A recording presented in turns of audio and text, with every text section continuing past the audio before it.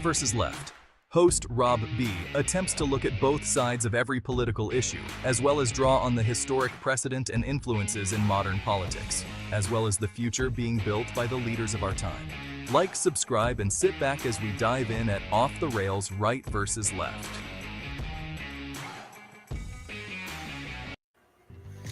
All right, welcome revelers. Let's get this off the screen here so you guys can actually see me.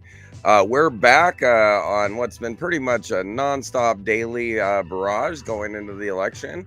Trying to get out here and talk to some of the candidates in the races, like some of the local races and the house races, state house races and state senate races, some of the judgeships. Basically trying to find candidates that don't really get an opportunity to publicly speak and make their ideas known to the public. And yet you as the voter are supposed to be informed when you go in and come across that entire ballot. So, and in this particular race, we're looking at the Texas House of Representatives, District 87.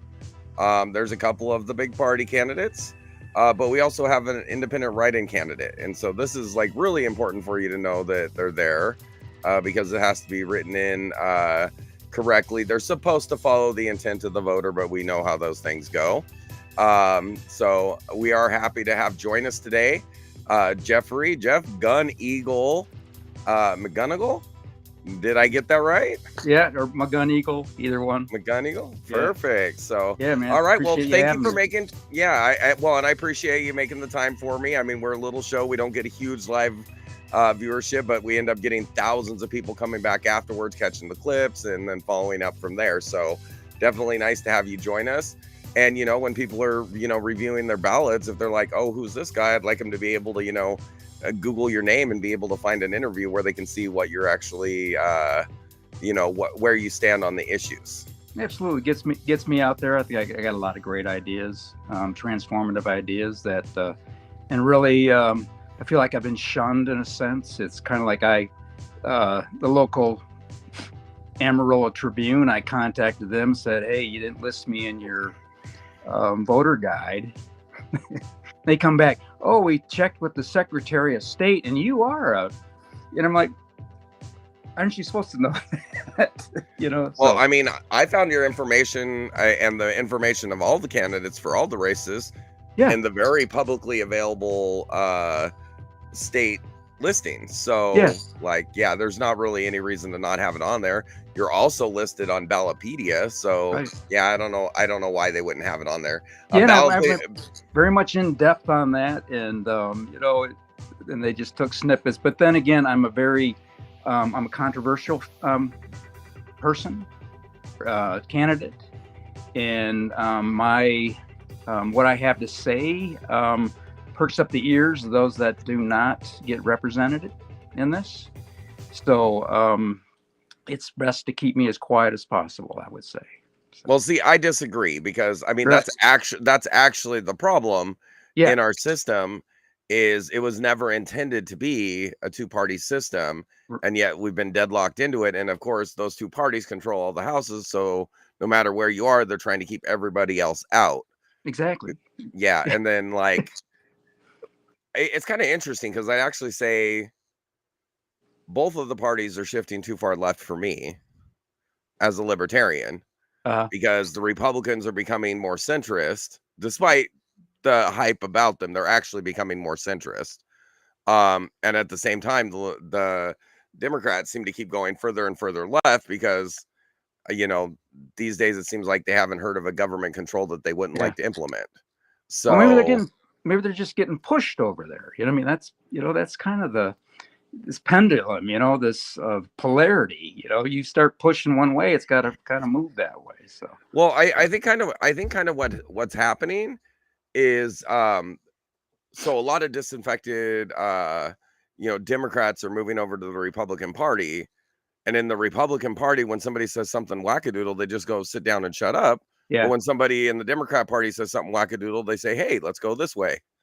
Because they're the loudest voices. And so they think that's like the path of the people, and they don't. So I think the Democratic Party is kind of in the process of abandoning the principles that were supposed to represent them. Yeah. Now, whether or not they ever follow those principles, I think there can be a debate on, because outside of like a few figures like JFK, I don't think they did follow the true liberal values. Mm-hmm. So I'm weird. I would have voted for JFK. I would have voted for Ronald Reagan the first time, but not the second time, because he spent too much and started messing with gun rights. So I'm kind of like both ways. You know what I mean? Retroactive knowing everything, I would have voted for the icon of the Democrat Party, and I would have voted for the icon of the Republican Party. And the first time I voted, I actually voted for a Democrat for president. So Al Gore. All right. Yeah. So that was the first election I was old enough to vote, and that's who I voted for, was Al Gore, because I've known cokeheads, and I heard all the stories about George Bush, and I didn't want a cokehead in the office. Oh, yeah. So we're not going to say anything about a certain candidate's interview the other day where she's sitting there going, yeah, all through the interview, like she's got. I mean, we've all seen that behavior, and we know who it comes from. So that was kind of weird. Right. So you are an independent and then a write-in candidate. So explain what the voters have to do if they want to cast a vote for you. What do they have to do? That's the thing. I've looked at, I look at the ballot. If this is what you're asking me, if I look at the ballot and it's got this spot write-in, mm-hmm. but I don't know if there's going to be a list of who those write-ins are. So there's not. So it's got to be. It's important for the voters, because if they collect write-in, they will be able to type in the name, but it has to be really close to your name because they have to see clear intention. Your name's unique enough, even if they misspell it, I think they can't get it wrong. But elections are important, so it's pretty easy to remember. McGunegle without the A. Right. There you go. Jeff McGunegle. Yeah. And so if you want to vote for him after our conversation, like, he's not in my district. I didn't vote for him. Like I've had to in a couple of these interviews because I voted already. I had to make the disclaimer that I'd already voted for the person I was interviewing, because the interview didn't happen until after I voted. Yeah. But in this case, you're not even my district, so I don't get a vote for you. I don't. So you'll find out a little more about that. Yeah. So now what is your experience that's leading you into politics? Because you look like you've got a day or two on me. So yeah. Actually, I was a longtime school teacher, special ed teacher. That's a bit long story, back in North Carolina. Mm-hmm. And I basically came to Amarillo to reinvent myself. I'm also a life consciousness coach. Okay. And it led me into politics. Mm-hmm. And never any interest, really in local politics. But I ran for mayor in 2023. Mm-hmm. And I began to see how pretty much just how people, I can say, aren't really qualified for it, but more importantly, how one person here in the city, determined by one speech, one quick who do you want to be on the city council and mayor, and he said blah blah blah blah blah. Those 5 people became the city council and mayor. Right. And this is Alex Fairley, and he also became this hero of the city. And that's when I first came in. He was like a hero of the city because he sued the city for the civic center deal, tax deal. But I always looked at it as fishy. I always looked at it as fishy, and he became this hero, and all of a sudden becomes a spokesman of who ought to be in the politicians running, or actually in. So they all won. Right. But I also saw a lot of dirty stuff going on and paying off and so forth, and people that, didn't qualify and they were able to win. And I'm like, okay, what's my next step? I wasn't sure, because this is like a calling of justice or truth. I'm a truth. Yeah, and I feel the same way. Like, full disclosure, I plan to run in 2026 for U.S. House. Awesome. Yeah. So yeah, and we're coming about. We've had enough. We've had enough. And that's why I'm actually a libertarian. I am registered Republican, but I'm a libertarian. Uh-huh. And the reason I'm registered Republican is the Libertarian Party doesn't have a primary. They have a convention. Okay. And I can't attend a convention when you can never get a hold of the state or national party. Uh-huh. So I want my voice to be heard in the primaries. And since the Republican Party, at least, I think everything starts with how you handle the money, and they're closer to my ideology for fiscal conservancy. Not that they actually behave that way, but at least their platform is that way. Mm-hmm. They both always increase the budgets, and they both always try and tell you how to live your life. They just have different ideas of how you should live your life. Right. But neither of those go towards securing the prospects of liberty that the Constitution set out for us. It's to me, the plutocracy, and to me it's nowadays, like, looking at some of the stuff, it's darn near a kleptocracy. So yeah, we've taken humanity out of most everything. Exactly. And then we replace with the dollars. Yeah, we reduce everybody with statistics, and then everything they want to do, they forget the fact that they have to steal from people that worked hard to get their money in order to do it. Yeah. And people say, "Oh, taxes aren't theft." If I don't hand it over, people with guns are going to come get me. That's theft. Mm-hmm. So, to me, it's rough. Yeah. On the street, man, though, start talking to people, there's a lot of apathy and there's a lot of hopelessness right now. And it's not going anywhere. And I'm talking to people last night. People are scared to death about either Harris or Trump winning. Yeah. They're scared to death. I don't. So there's a lot of things I don't like about Trump. I think he's a disgusting human being. Yeah. But flawed people do great things all the time. You know what I mean? George Washington was a slave owner, but was part of the process to set up the greatest country that's ever been. Yeah. Flawed people do great things.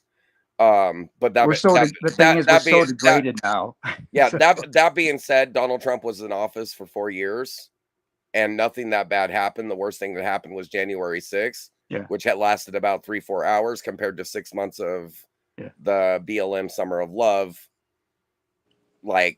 I get it, but I think, burning down 57 federal buildings is worse than the majority of those people walking peacefully through the Capitol. Yeah. That's not saying everybody. There were people that committed crimes, and they should go to jail for the crimes that they committed. But the people that were waved through the doors by the police and just walked through are also being prosecuted as though they were attacking police. And it's just ridiculous when you have people in the Summer of Love actually attacking police and our current vice president bailing them out. Mm-hmm. Yeah. So it's bizarre to me. No truth, no trust, man. Yeah, exactly. And then the reason Kamala terrifies me is because her whole career she's talked socialist talking points, and she came from a state where they've damn near implemented total socialism. The real tax rate over there is just ridiculous once you add all the sources of taxation, to where people are only keeping 30% of their income. So they're only 30% of the way from being totally socialist. Mm-hmm. And they probably just can't get away from that because people will start waking up. Well, I don't know. They got to 70%. I don't know how they haven't woke up yet. You know what I mean? So it's bizarre to me.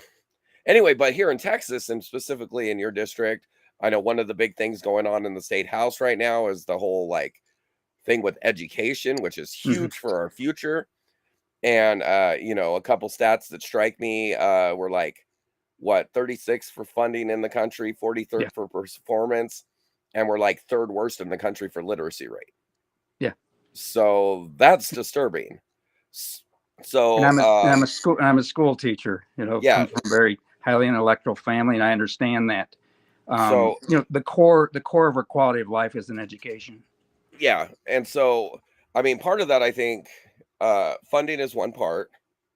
I say it's only one part, and this is the part that I get every time I talk to somebody that's a teacher. They try and push back, Uh-huh. and that there's bad teachers you can't get rid of, and to pretend that there's not is intellectually dishonest, because there's bad people in every job that need to go away. Yes. You know what I mean? And they tend to be even worse if they're unionized. And I know not all teachers have to be in the union in Texas, but the ones that are have this big old corporation, which is what it is. It's not a conglomeration of teachers anymore. It's a corporation directing what the teachers need to do. Mm-hmm. So now you've got them having the backs of bad teachers, because if that teacher gets fired, they don't get their dues anymore. Yeah. And if too many teachers get fired, then they might realize they don't actually need the union. You know what I mean? Yeah. So it's interesting to me, but I mean, funding does need to be addressed, and I think our teaching methods need to be addressed a little bit too. As we've been sinking, it's because all the countries ahead of us. Well, I give the national rank. If Texas was a country, we'd be the seventh largest country by GDP, but we'd rank like 100 in education. Yeah. So that's not a good place to be for a state with such a huge economy. Right. So what kind of priorities would you take to the legislature to fix that? I don't know if it's for one thing, it needs to be funded. For one thing, right now the vouchers, let's just put that away. We're trying to fix something that is absolutely broken. And we've been saying this year after year, and when are we going to say, okay, it is absolutely broken?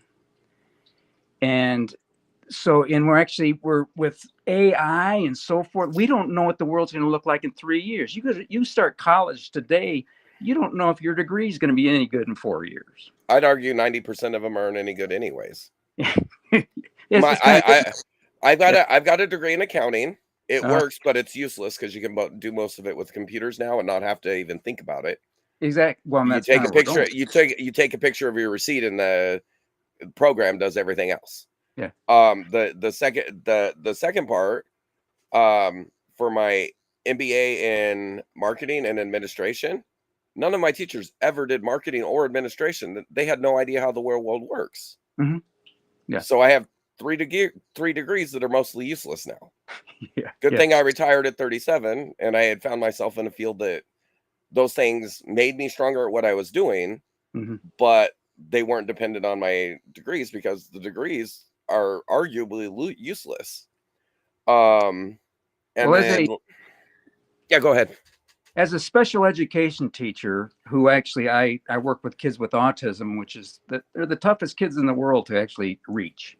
So that's my new full-time job. I take care of my stepson to be here. We're getting married on December 14th. Right. Well, yeah, he's 33 and autistic, and he'll never be able to take care of himself. Right, and that's how I've got a 29-year-old son like that. And actually, but I also spend a lot of time in the regular ed classroom, and knowing my understanding with the regular ed kids. Having a special ed degree, in my understanding, I can actually see a bigger picture than the regular ed teacher can. And about 1/3 of the kids have ADD now. And the instruction to me, especially in North Carolina, was very good. The curriculum. I mean, these kids had a lot more than I had in 7th grade. I'll tell you that. But I'm telling you what. We're dealing with kids now that have weak brains. They have weak brains. They have weak spines. So I worked for a company called Brain Balance, and we learned that actually by balancing the brain, exercising the brain, and so forth, we could actually control behavior. More concentration, intellect, everything. That has to happen. This has to be a brain-based learning system. Mm-hmm. PE, in fact, PE, everything you do as you sit there, your fingers move, you're exercising your brain. All PE, it actually can strengthen your brain, but we don't look at it that way. A balanced brain is a person with a balanced brain like myself is an extraordinary person because I can see stuff on at such a vast different places. This is where we're failing. Actually, this is where we can rise above. Mm-hmm. Plus, the kids today, they're entrepreneurial. They're not the kids that can sit in rows like a bunch of farmers patiently receiving nutrition. They don't work that way anymore. Mm-hmm. They're much more individual. And they're bored. There's no meaning in the instruction for them. Yeah. And so I actually think, like, I understand the challenge with the vouchers, but at the same time you've got to kind of understand why parents would not like paying property taxes that are supposed to pay for the education of their kids, and it's going to a public school that's not teaching their kids. So what I mean, the public school doesn't do, it doesn't empower kids.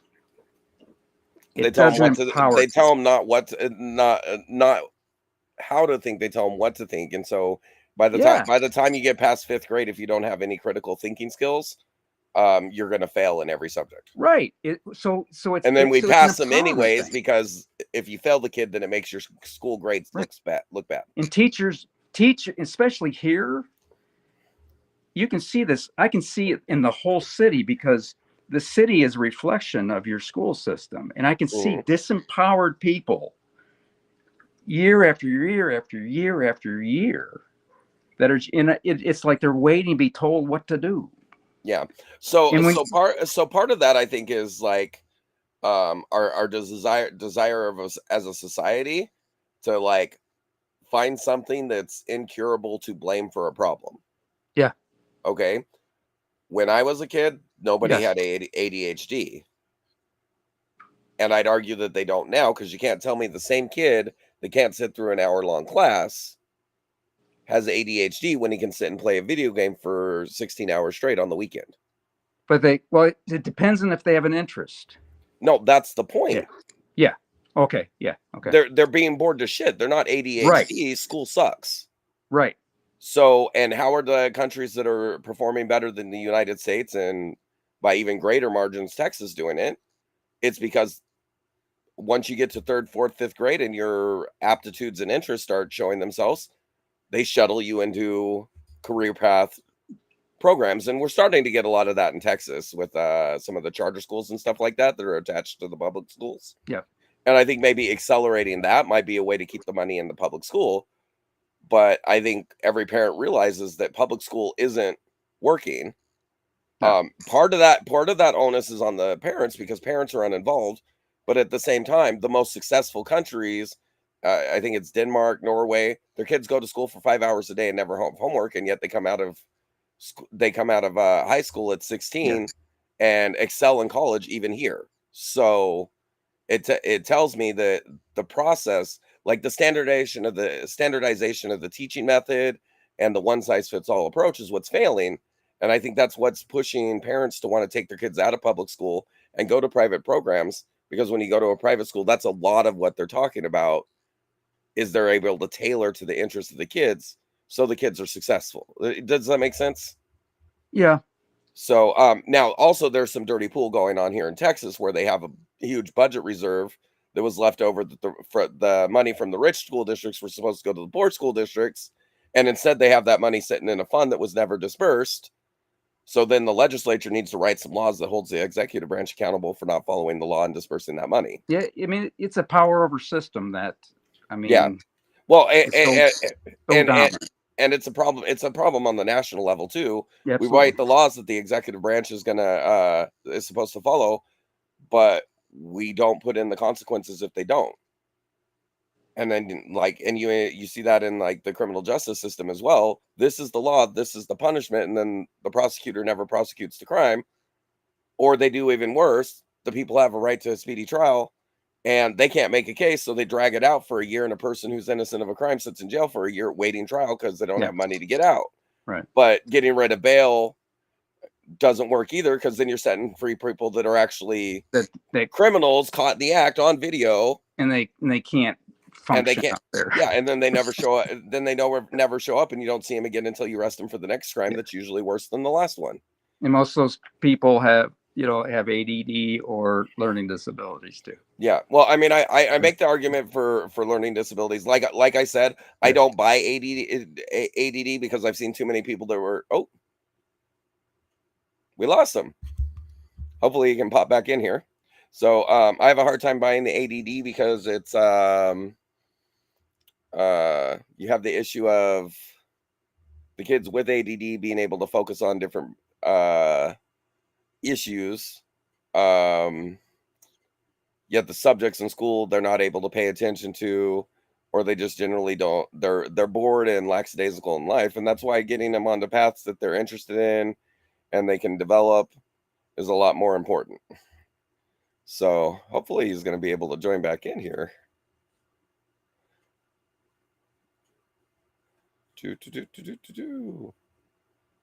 I lost you.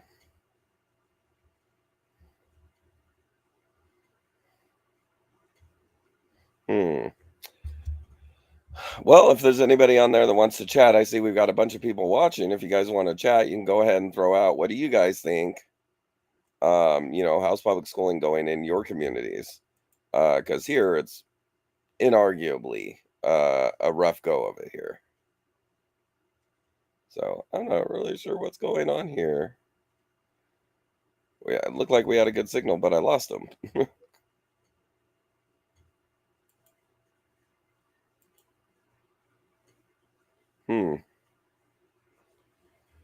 Well, at least we do know that he's passionate about education, because that's his platform here. Ah, goodness.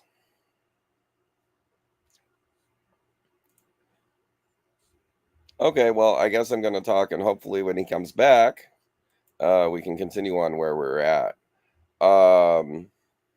Yeah, this is rough, and I don't have a commercial I can dump to or anything like that. So, all right, I'm going to put you guys on hold here for just a second and communicate with him, see if we can get him back.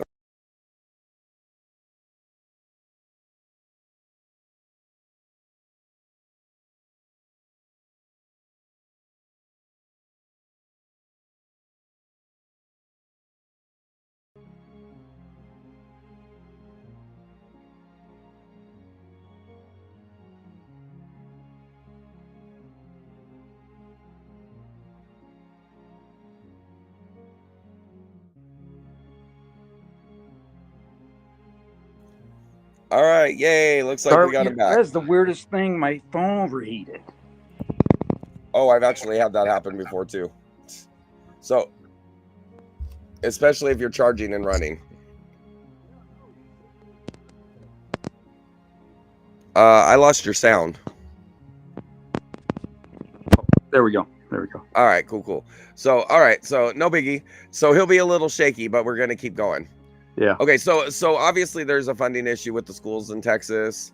I do think we have to address teachers not performing. I've discussed with some Texas Board of Education candidates about that we need better monitoring for the teachers, and he brought up, well, what about privacy concerns? It's a public school with 30 people that aren't related.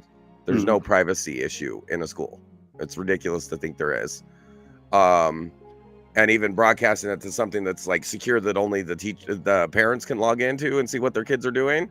Like that would probably cure some child behavior, and it would also cure some teachers not really doing their best, because you and I both know there's teachers out there that like roll out a movie or something every single day so they don't have to teach. You know what I mean? Yeah. I'm not saying that's the rule, it's the exception, but But then when those kids get passed on to the next class, they start the next class a year behind. Right. You know what I mean? So and so that's my issue with that. And then maybe looking at different directions for how we can be more engaged, because again, I do think, like, I saw the way my kids were taught when they were in school, and I would have lost my mind. And I actually left the public school system and started taking all my classes in college at 14. Mhm. So yeah, it would have drove me crazy too. So I don't know if they're ADD or just bored out of their mind by a horrible I curriculum. think it's a big.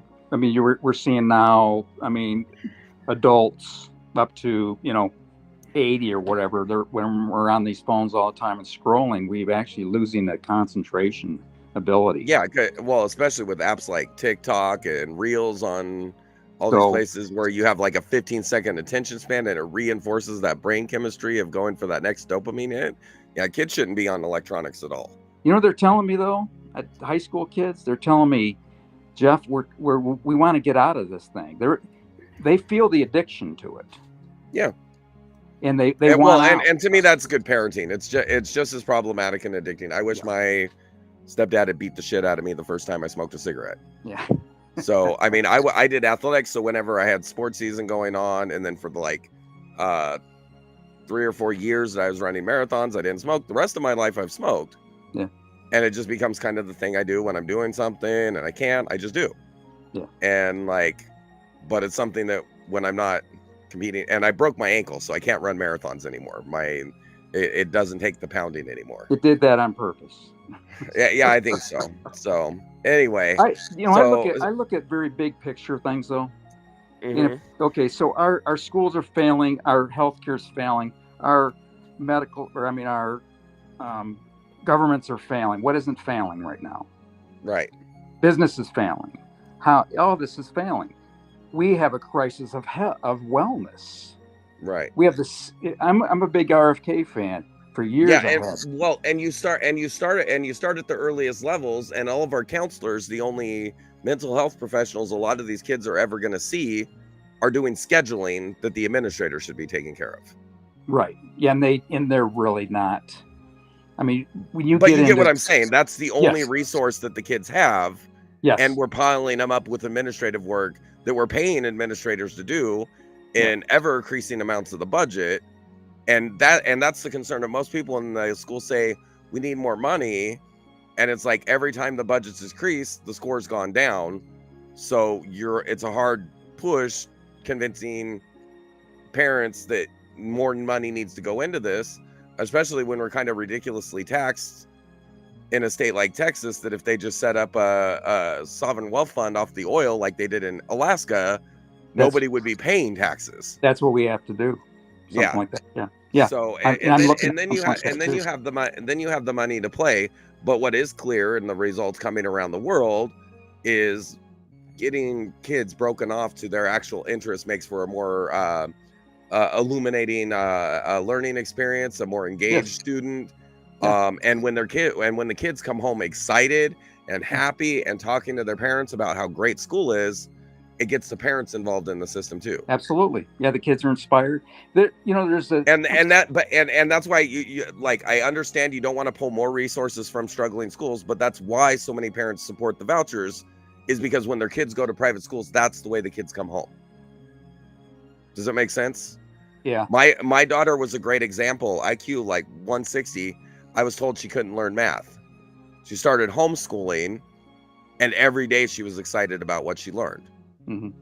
Versus when she went to school, she was miserable every day. Yeah. So yeah, I mean, I hope you will push the boundaries when you get there on education. But we got a lot of stuff that's going on in Texas, so I don't want to spend too long on education. There is one specific question I would like to ask you as far as school safety, and I preface it a very specific way. Do you oppose schools being as hardened as a state capitol building? Because nobody is getting into the state capitol unless they go through that front door. And yet the idea that we can't do that for our schools when our kids are arguably more important than a bunch of politicians is crazy to me. Yeah. I don't know. I really thought about that. I'm one really that, wants to look at the roots of these things, man. Why? Well, the roots are in mental health. Right. But if we don't correct the mental health in the meantime, we got to make sure the crazy people can't get to the kids. But that's where I'm looking at my platform is a revolution of wellness and health. Mm-hmm. It's like if we don't have that, then we don't have the school systems. They're where the Yeah, shit. well, which is exactly why I said like stuff needs to happen like at a Yeah. legislative level, that our counselors that are supposed to be there for the wellness of the students are not doing administrative work that should be done by the school administration that's getting paid to administer the school. Yeah. Oh yeah. Oh, in Charlotte, they did. I'd see at the end of the day the principal and the 3 counselors would go do marketing. Mm-hmm. And we had the highest of kids, the lowest of kids in that school. But they would go to the marketing. And I tell you what, though, the counselors weren't even that great. And the schools here, because of my background, and again, that's and then that becomes a quality of the staffing issue, and then the inability to get rid of anybody that works in the school system. Yep. So I mean, it's but you got to start attacking the problems, or it never gets better. Yeah. And you got to acknowledge all the problems. Now, by fortifying, I think we need to look at the fortification of pretty much everything. Yeah. Well, I mean, the biggest thing is we need to start getting these people talking to people. Maybe not telling 40% of the population of the country that they're evil by virtue of the color of their skin. Yeah, is a good place to start. Right. And not telling another 30% of the 13% of the population that you're oppressed and you can't get anything done in life no matter what you do. Yeah. Like, that's the kind of stuff that wrecks kids' brains because they can't see the propaganda for what it is. Right. And then we don't give them the resources to deal with the mental health issues. And then we have the music stayed on again. And then we have issues like, I don't want to get into the whole LGBTQIA plus thing, but there is something markedly to be said that there was issues with people with gender dysphoria.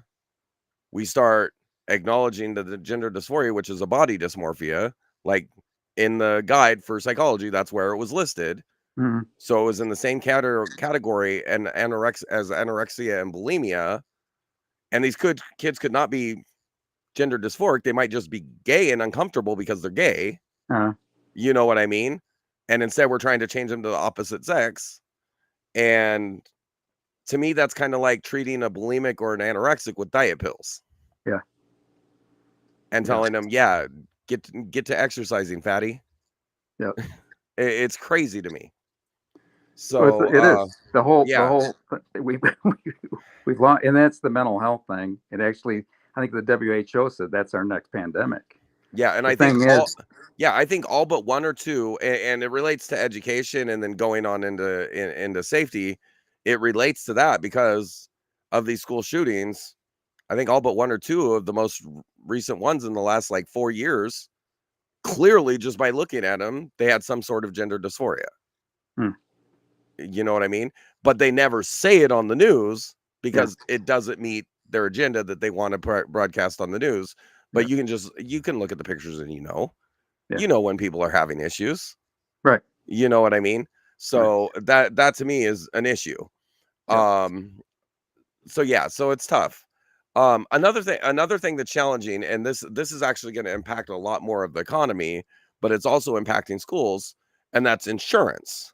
Because the insurance bonds and stuff that schools have to get are ridiculously expensive when they're getting such a small amount of money to begin with.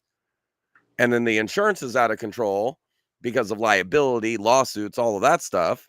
And people are getting more and more litigious, but we don't really have any sort of caps on the amount of money that can go in. So the prices of the insurance keeps going up. And then you see that. No clue about that. Yeah. And then you see it in healthcare because the number one expense that all doctors have is the malpractice insurance. That's why all the doctors are closing down their private shops and going to work for a big company. Yeah. So they don't have to pay for the malpractice insurance anymore. Right. And then you got the same thing in the auto industry.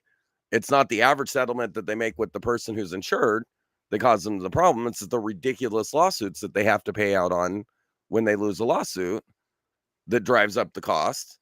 And so what you end up all the way across all three of the things that are getting the most ridiculously expensive. And then with the car insurance, you're not supposed to drive your car if you can't have insurance, but they keep driving up the price of the insurance, which makes it almost impossible to have the insurance to drive the car so you can get to work, so you can afford the insurance. Yeah. So it's like a death spiral. Um, Well, and, if and you then ever, and then you get to the legislature where they would be the ones that would need to pass tort reform. And they're all a bunch of lawyers who, if they get voted out of office, are going to go back to practicing law. So they're not going to limit their future earnings. yeah, so I'd say we're kind of in a beyond gridlock.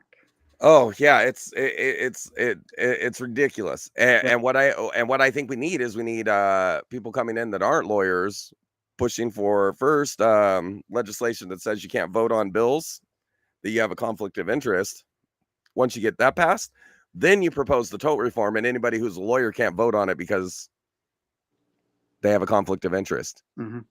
Then you get all the people not lawyers saying, "Hey, lawyers, you got to stop being greedy. Too bad, we pass it." Little strategy if you get to the legislature. Yeah. Well, I don't know if you've come across integral theory, but basically they've got what's called the meta crisis. Mm-hmm. We're in what's called the meta crisis, in that every segment of our lives is in crisis and change, and it's a big web. And you try to solve one thing over here, you're actually causing a problem over there. And we just right now we're stuck. In how to get out of it, who knows? But it's got it's. I've had parts of my life where I felt that way, but now the only thing that I have left as far as debt is my car note. My property's paid off. Yeah. My property taxes are low because I'm out in an unincorporated county, and I took control of my life so I could live my life the way I want to. Yeah. But then again, we don't even teach kids the basics of finances and taxes and credit. Yeah. Well, I was talking to a friend of mine about that earlier or yesterday. If it's consumer driven, make as much profit as you can, sell your soul, whatever. Why teach people about credit? Why teach people how to handle their finances? Yeah, because you want them to be irresponsible so they can spend more. Absolutely, and that's what's happening. Mm-hmm. But I'm the same way. Yeah, I've narrowed my life down to a very little piece where I'm not stressed. I don't have to stress. Yeah, well, until I met my fiance and came out to Crockett to help take care of her son. Yeah. Until that point, I was living in a tiny house in the middle of the woods, and my nearest neighbor was a 10-minute walk away. Yeah, and I liked it. Yeah, that's kind of where I am. They got to come back in sometime. Yeah, right? but I also had the utility companies bugging me every other month about hooking up to the grid because I was off grid. And I'm like, yeah, no, thank you. Yeah. So no, I'll produce my own power. Thank you. They're Oh, water? No. I've got the big tank over there. You see that? Yeah, I got it. I'm good. I'm paying more than you charge for water, but now I'm not beholden to you. So yeah, it's it is interesting. So and then the fact that as irresponsible as we've become as a society, the government's worse. Yeah. So yeah, so they're even more irresponsible. Yeah, and none of it's their money, and that's the biggest thing that concerns me. It's not their money. This irresponsibility is with money that does not belong to them. Yeah. When I came in to run for mayor, my platform was creating the standard of excellence for the city government, for the mayor and the commissioners. A standard of excellence. Let's just have a standard of excellence, because what I found was an unspoken standard of mediocrity, where people were basically surviving and nobody's thriving because no one's empowered. Nobody would talk to me about it. They don't even know what excellence was. Yeah, and you can't go into any government office anywhere and not see people that would get fired if they worked at your work. Mm-hmm. Except maybe if you work at a school. Yeah. In private enterprise, they would get fired. But that was the thing, though. I was like, okay, so the way when I work with consciousness, the way it works, if you set a standard of excellence at the top, you're going to get a flow of excellence throughout. Because and part of that is because of accountability, because you can't meet that standard of excellence with substandard people under you, and you're going to get rid of the substandard. Exactly. And that's where we have the problem. Yep, it weeds itself. Absolutely. But they wouldn't take it for anything. It was like, there's the excellence guy, and I'm like, what? You guys are like, but they don't know it. So it's stuck in the survivability where Amarillo is a the potential of this place being an I-40 is tremendous. I call District 87 the handle. Mm-hmm. We we could actually create it where the handle actually controls the pan. Mm-hmm. If we took that place of like, okay, we're going to create this standard of excellence for the panhandle, Mm-hmm. and we're going to bring it to the state, it would shift everything. But right, Amarillo, basic or the panhandle has, for whatever reason, there's a lot of reasons that are to keep power, has remained pretty much anonymous. Mm-hmm. Yeah, I saw this one guy was talking about the different areas of the state and what they represented. Like Houston was the toxic something or whatever, but he had good things to say too. But then he pointed over to the panhandle, and then he goes, "Then there's the panhandle," and he pointed, and then he turned around, like there wasn't anything there.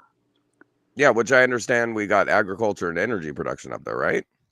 Yeah, I mean, and you have I-40, Yeah. one of the busiest. I mean, and we're Oh, yeah, known. commercial transport routes. Yeah, we're Yeah. known as for a piece of meat, basically. Around the world, Amarillo is known for a piece of meat, which shows me the leadership for over 70 years did not create any kind of identity for this place. Mm-hmm. A piece of meat, this 72-ounce steak. It's like, oh yeah, Jeff, that's that place that has that big cook. But we have that. That can be. It's kind of like I'm telling people, just see it. I'm a visionary. I see what can be. Um, but it's there right now. The power network that's been here for many, many, many years prefers to have this survivorship Yeah, thing. and most of the government funding to get to where we need to be as far as the excellence, I think would be pretty easy to do just by following the sovereign wealth fund plan Absolutely. that they used in Alaska, and then at the same time at the state level, we need to get rid of any like development issues for companies building refineries. Because another big problem we have here in Texas is we can't refine any of the oil that we produce in West Texas. Mm-hmm. Because all that shale oil is a consistency that it can't go through our refineries. Mm. So we end up selling it internationally and buying the sweet crude from other places. No, I didn't know that. Yeah. Yeah. So our refineries work on light sweet crude, but West Texas has the intermediate consistency oil, and it's too thick to go through our refineries efficiently. Yeah. So there are refineries built for it, but we don't have any of them.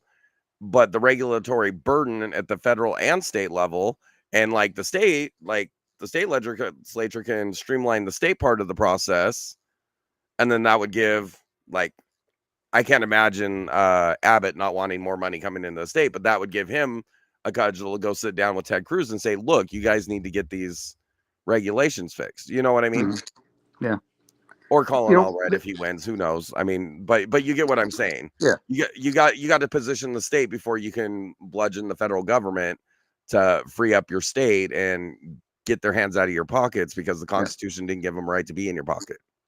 Well, you talk about this sovereign fund or whatever. What I'm proposing, and as a write-in, my chances of even coming, even getting a few votes is not that great. But actually, I did this for Carolyn Fairley's state of mind, basically, where her daddy has bought her, has sold her to Austin. But I'll get beyond that. I'm looking at Potter County. This city is divided into two counties, which is the craziest darn thing ever in a city of 200,000.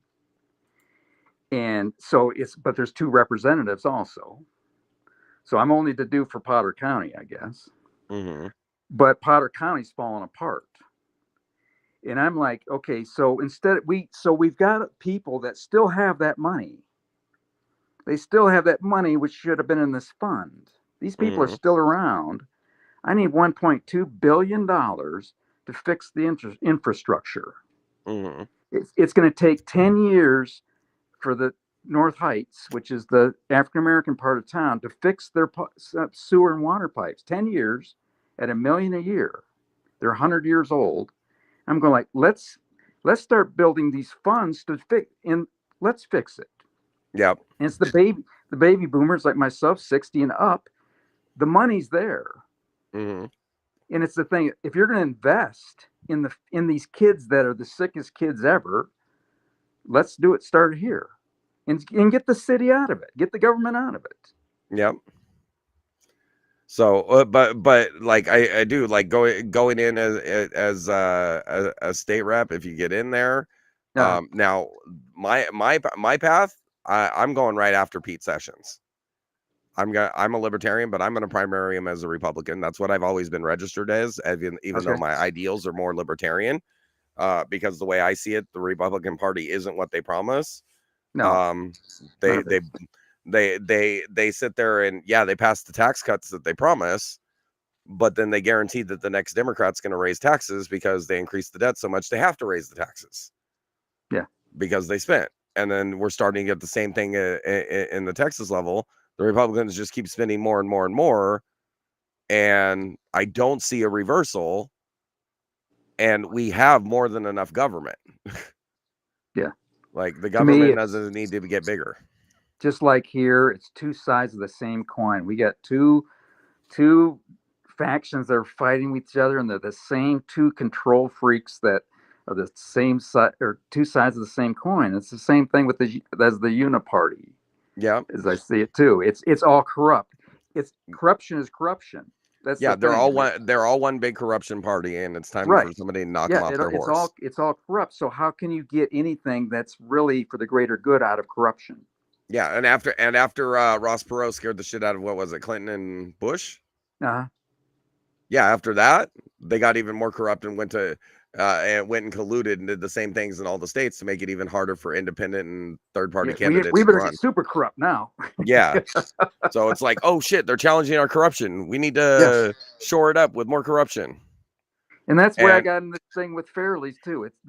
It's corrupt. It's a corrupted thing, and there's in this agenda that we don't want. So and I'm funny. Like I've got this thing. Like obviously, I kind of think Trump's a disgusting person. He always has been. The guy's kind of a Percy sleazeball, but he reminds me of like 50% of guys that don't really mature properly. Well, yeah, no, because as teenagers, we all start out as perverts. Let's face it. He's telling us about Arnold Palmer the other night. I'm like, but that's guys. It is. But this is the people want to be faux intellectual and pretend that's not how guys is. That is how guys are. Yeah. Well. Yeah. But now that being said, I think he's kind of a disgusting human being. Yeah. But the things that he did was involved in not trying to get the government to do stuff, but trying to get the government out of stuff to free the market and free the people. So I think he's actually closer to a libertarian than a Republican, which is why when he went and spoke to the Libertarian Party, he said, I'm really a libertarian, because he is. For a Republican, he's very, very centrist. Mm-hmm. Like he said flat out, he won't he won't sign an abortion ban because it belongs to the states, and the states can decide how they want to decide it. I'm not going to like some of them, but their local representatives can decide what they have. You know what I mean? That's getting government out of it. And then when you get to the state level, the state mingles its fingers into stuff that it shouldn't have any business in, all for the excuse of taking more money. And then, like, I find it ridiculous that the same people assessing your property values every year are getting paid from your tax funds to assess your property. Mm-hmm. So that's a conflict of interest. It's all. Yeah. So, and then it's more exacerbated by the fact that this is Texas. We pump more oil than Alaska. Like, I can't imagine any need if we do oil royalty contracts much better. Why we would ever need any funds from the citizenry. And then that's going to just push everything lower in prices. State level fuel taxes are an absolute joke, because what that is a tax 10 times on every item you buy at the store. So it doesn't make any sense to me, because it has to be transported all over the place before it ever gets to your store. No, yeah, you're a tax. It's raised this. It's affecting this meta crisis. Yeah. I think if you go right now, in a top thing with me is water. I know people actually. This is the identity of Amarillo is as an oasis. We could Mhm. turn this into the technology turn this to a water oasis, which people would come from all around to see and be Yeah. part of. Well, and But you guys do get enough precipitation blowing through there. You can massively expand your reservoir system there they could and set up the catch it. foundation for Yes, growth that they don't have anywhere else. all the technology is there. We could be actually a destination or a place you go through and say, wow, this place turned into a desert into water. They were Mhm. out of water, a crisis, but then they turned this around. And but we have to get past this whole thing where, New Mexico, they will restrictions with farmers and so forth. Over in Texas, and it's like, we use as much as we want and, screw everybody else. There's that. Well, but again, that comes into the reservoiring system, because here in Texas we got a whole lot of land, Uh-huh. a whole lot, and we don't do a whole lot because we constantly get storms that come through. I know they get less in the eastern part of the state and up in the northern part of the state, but we do get a ton of water, and there's no Yes. reason why we can't do better job reservoiring that, because when you get over to Houston, all that's flooding, it's all rushing into the bay Yeah. and out to the sea. And how much of that could we have captured to provide water to the rest of our state? Reservoiring it, catching it. There's that. I mean, it's totally, and what you can do with water. I mean, they've Mhm. got. I'm looking at. We have no natural jewels here, and we've got this beautiful park, but with water, but it's actually, I call it the sewer lagoon. But we could transform that into something like in Dubai. They have this what's called the Miracle Gardens. It's the most Mhm. craziest thing you ever seen. They get less. I mean, they get hardly any water at all, and it's like millions of flowers and this and that. But it's this just technology, and actually for us, it's getting out of this um, survivor, no vision Yeah. mindset. Yeah, and And there's and stuff like that. Okay, so the way I look at it, the majority of government projects don't really fit everybody. But if you do a reservoir that's available to the entire state of Texas, you're benefiting yes, everybody. And if yes, you've reserved all that water, so you might have to pipe it over from West Texas to East Texas or to North Texas. Yes, this may be the case. However, once you do that, everybody in Texas is going to benefit by it, because the farmers are going to be able to grow so much more. We're going to have more food here in Texas. It's going to be local, organic, better for you than the stuff coming from other countries that we don't know what they put on it. yeah. It's a whole industry.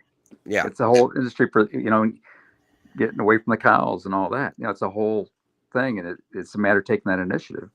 Well, I'm working on getting away from cows, that's like a bad idea if you don't understand the carbon cycle. that. I know, Well, man, but they're drinking all their water. okay, I understand that, Yeah, but then we say we have a problem with carbon dioxide, yeah, but grass and shrubs are the fastest thing that pulls carbon out of the air, and then the cows eat it, poop it out, it absorbs into the ground, and the carbon's returned to the ground instead of hanging out in the air. yeah. Like, they are our best carbon capture system, and they feed us, and it's the most nutrient dense thing that we can possibly eat. Yeah. We can do better. Yeah. That's for sure. Well, That's and again, you said they're drinking all of our water, but if we reserve water better, like how many trillions of gallons escaped the hurricane that came through here? Like, I know it was a tropical storm by the time this last one hit Texas, but we got dumped rain for like days, yeah. and our rivers filled up, but there was no reservoiring to hold that water. So now all of our rivers are down at a low level again. All the lakes are at a low level. Yeah. You're Well, telling me we couldn't have figured out a way to capture that and, funnel that over to Canyon Lake? That's the lowest it's been in 50 years. yeah. Is that And really something you're trying to tell me? Like, it doesn't make any sense. And then yeah, we've got tons of dry lakes all over eastern Texas. If we just reservoired the water where we get rain and piped it that way, we could fill up all of those lakes that are dry. yep. So, and then, wow, a lot of that's going to evaporate. What's that going to mean? Oh, more consistent rain over the farmers? Oh, that would be rough. Yep. But I don't know. I go for solutions that make sense and help everybody. So instead of like things that I can throw pet projects to my buddies. Yeah. True. True. Well, what I'm working on is taking this in bringing an identity. We're in a very interesting, great place in that really the city has no identity. It really has no identity. Some say it's like, the mayor will say it's a cowboy culture. It's not a cowboy culture. It isn't. Um, there's cowboys, yeah, but it's not a cowboy culture. We're multicultural, Yeah, and I've been to Amarillo. Over half the cowboys I saw, I've never even sat on a horse. So exactly, exactly. So I'm like, wow, what I came here. What is our true identity? And it's as an oasis. That's what we are. It's always has been, always will be. All the cows go away, everything. It's still gonna be an oasis. Yep. Well, and So the cows are there because it's an oasis. right. So it can, and most people that come through here, they spend one night, and many I talk to say there's something I don't like about that place, and I know why, but we can change that. You know, it's a gold mine, but the thing is this oasis, and really the biggest problem one of the biggest problems in the country is water, and so let's solve it here, or let's do our thing here, No, make I'm it the with you. industry. So, But so what do you want your closing pitch to be? The last thing that people hear about you. as far for um oh man, what? Oh, I've got it. If you want to push the boundaries of the norms and somebody who's going to push for dynamic change that the elite isn't willing to look at, Jeff McGunegle is your guy. Absolutely. So, and I'm gonna pop this up here. This is the candidate. If you're up there in the Texas House District 87 or 97? 87. 87. Yeah. Texas House District. It's a little bit cut off by the ticker, but Texas House District 87. Just I look call at it how Thor look at how his name's spelled, so you can write it in after you click that right in box, and go ahead and write that in. And then down at the bottom, you can see our www.warmongershop.com. That is my merch store for my podcast and also my game streaming channel. I do them both. That's why it's called Warmonger Shop, because in the gaming world, I'm Rob the Warmonger, and all of the merch on there I designed myself. So if you guys want to support me, you can check that out. And again, we got the election coming up. Get out and vote as early as you can. Bank it. Don't wait until something goes wrong. And Jeffrey, I do appreciate you joining me. If you hang on for just a second after I earn it, I want to talk to you for a second, like off the camera. Yep. And it was really great having you with us. It was an interesting conversation, and hopefully a lot of the voters in your district are able to take a look at you and consider the options, because I mean, the one thing that like every voter can agree on is there's problems. Well, if all these problems were created under the Republican Democrat dichotomy, why would you keep voting for that? Right. So anyway, Right. so thank you again for joining us. Viva Amarillo. All right. Well, all right. So everybody, so my revelers, thank you again for joining us. I hope you guys found the interview interesting. I'll be putting up some clips later for some of the parts that I thought were the best. And I'm going to be continuing next week. I do have some interviews scheduled. I'm going to try and get some more.